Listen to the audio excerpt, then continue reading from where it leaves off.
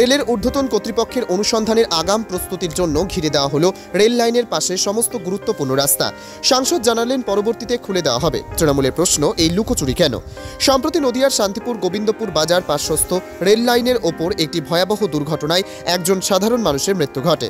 তারপরেই রেলের লাইনের দুপাশে থাকা উন্মুক্ত জায়গাগুলিকে ঘিরে দিতে বদ্ধপরিকর হয় শিয়ালদা ডিভিশনের রেল কর্তৃপক্ষ।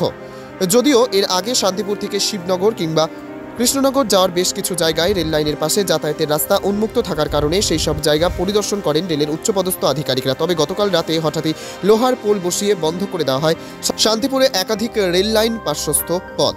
এলাকাবাসীদের দাবি, গতকাল রাতে প্রচুর পরিমাণে রেল পুলিশ নিয়ে মধ্যরাত পর্যন্ত এই ঘেরার কাজ করেন। আজ সকাল থেকেই নিত্য প্রয়োজনীয় কাজ মেটাতে হেঁটে কিংবা সাইকেলে পার হতে পারলেও সমস্ত ধরনের 3 চাকা এবং 4 চাকা গাড়ি আটকে পড়েছে। মানুষ প্রশ্ন তুলছেন, অ্যাম্বুলেন্স কিংবা ফায়ার ব্রিগেডের গাড়ি যাওয়ার পর্যন্ত বন্ধ হয়ে গেছে। সকালেই বন্ধ হয়েছিল নদিয়ার শান্তিপুর গোবিন্দপুর থেকে বড় জিয়াকুরের দিকে যাওয়ার মূল যাতায়াতের রাস্তা, যে রাস্তা দিয়ে সাংসদ জগন্নাথ সরকার তার নিজের বাড়িতে পৌঁছান। কিন্তু অদ্ভুতভাবে সেই রাস্তা খুলে দেওয়ার পরে সাধারণ মানুষের গুঞ্জন, তাহলে কি সাংসদদের বাড়িতে যাওয়ার পথ বলেই খুলে দেওয়া হলো? রানাঘাট লোকসভা কেন্দ্রের বিজেপি সাংসদ জগন্নাথ সরকার সহ আরও কি জানিয়েছেন শুনবো। আমি কাল রাত্রিবেলায় শুনলাম রেলের জায়গাটা ঘিরছে। এবার বিষয়টা হচ্ছে, দেখুন, রেল তার নিরাপত্তার জায়গার জন্য রেল ঘিরতেই পারে, কিন্তু সমস্যা হচ্ছে আমাদের এই রাস্তাটা বহু দীর্ঘদিনের রাস্তা এবং এখান দিয়ে অনেক বড় গাড়ি যেত, তার জন্য ঘিরেছে। কিন্তু এমনভাবে ঘিরেছে যে এখান দিয়ে একটা অ্যাম্বুলেন্স, একটা ফায়ার ব্রিগেড যেতে পারবে না। মানুষের বিপদ কিন্তু বলে আসবে না, যে কোনো সময় আসতে পারে। তাহলে একটা ফায়ার ব্রিগেড আসবে না, একটা অ্যাম্বুলেন্স আসবে না, একটা রুগী আমরা কীভাবে নিয়ে যাব? কতগুলো মানুষজন বাস করেন এইদিকে? এই রাস্তা দিয়ে যেতে গেলে মোটামুটি আপনার 20খানা গ্রাম আছে। 20খানা গ্রাম, এবং যদি আটটু দূর হই তাহলে এই রাস্তা দিয়ে নবদ্বীপ পর্যন্ত আমাদের কমিউনিকেশন। সেখান দিয়ে আপনি অনুমান করেন কতগুলো গ্রাম হতে পারে। আচ্ছা, আন্ডারপাস বা ওভারপাস এরকম কিছু শুনেছেন? কোনো সম্ভাবনা ওই জায়গা আমরা এখনো জানি না। রেল কি ওভারব্রিজ করবে না আন্ডারপাস করবে না কি করবে, কিন্তু ঘিরে দিয়েছে। এখানে শুধু নয়, প্রত্যেকটা জায়গায় ঘিরেছে। প্রত্যেকটা জায়গায় শুনছি ঘিরছে। তার মানে সব মানুষের অসুবিধা? সকাল অবশ্যই অসুবিধা প্রত্যেকটা মানুষের। কি শুনছেন, কি কারণে ঘেরা হচ্ছে জানেন? না, এখনো পর্যন্ত জানতে পারিনি কেন ঘিরছে। এখানটা দিয়ে সবাই যাচ্ছে আসছে, বড় গাড়ি যাচ্ছে, আমরাও বাধা দিয়েছিলাম, কিন্তু রেল হঠাৎ দিকে এখানে পুঁতে দিয়ে চলে গেছে।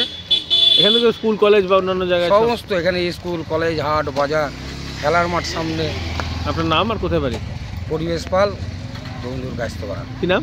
পরিবেশ পাল, গোবিন্দপুর গাছতোড়া। এখানেই বাড়ি আপনার? আমার এখানে। যে রাস্তা ঢোকার রাস্তা, সেটা একবার রেল কর্তৃপক্ষ ঘিরে দিয়েছিল, কিন্তু আবার তখন আপনি অনুরোধ করে তাদেরকে তুলতে সক্ষম হয়েছিলেন। এবারেও কি তাই হবে? আর কি কারণেই বা? এবারে ইতিমধ্যে একটা অ্যাক্সিডেন্ট হয়ে রেলের বিরুদ্ধে কেস হয়েছে, সেই কারণে আজকে ডিআরএম কোথায় কোথায় গেট প্রয়োজন সেইগুলো রেখে ইনস্পেকশানে যাচ্ছে, কোথায় গেট করা যায় বা আন্ডারপাস বা ওভারপাস করা যায়।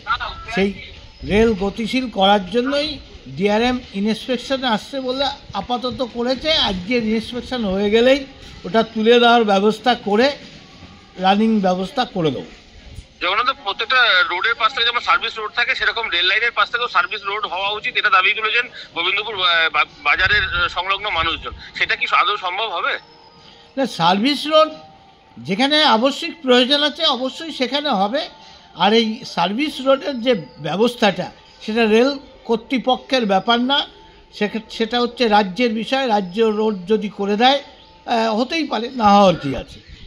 আর এই ক্ষেত্রে মাঝে মাঝেই দেখা গেল এই ধরনের গলিপথ যেগুলো, এটাও তো ঠিক যে এতগুলো গলিপথ রেল লাইনের উপরে থাকা উচিত না, তাহলে কোনটা থাকবে এই ব্যাপারে কিছু নিশ্চিত করা গেছে যে কোনটা থাকবে? আমি ডিআরএমের সঙ্গে কথা বলেছি, যে বিষয়টা হচ্ছে যে রোডটা বড় লম্বা, বিশেষ করে প্রধানমন্ত্রী সড়ক যোজনায় তৈরি হয়েছে, যেটা আবশ্যিক লক্ষ লক্ষ মানুষের যাতায়াত, সেই রোডটাকে অবস্ট্রাকশন করা যাবে না। তাতে দরকার হলে আন্ডারপাস বা ওভারপাস করে রেলকেও যেমন গতিশীল চালাতে হবে, জনগণের যাতায়াতের ব্যবস্থাও করেই এই কাজ করতে হবে। কারণ রেলও জনসাধারণের জন্য, রাস্তাও জনসাধারণের জন্য।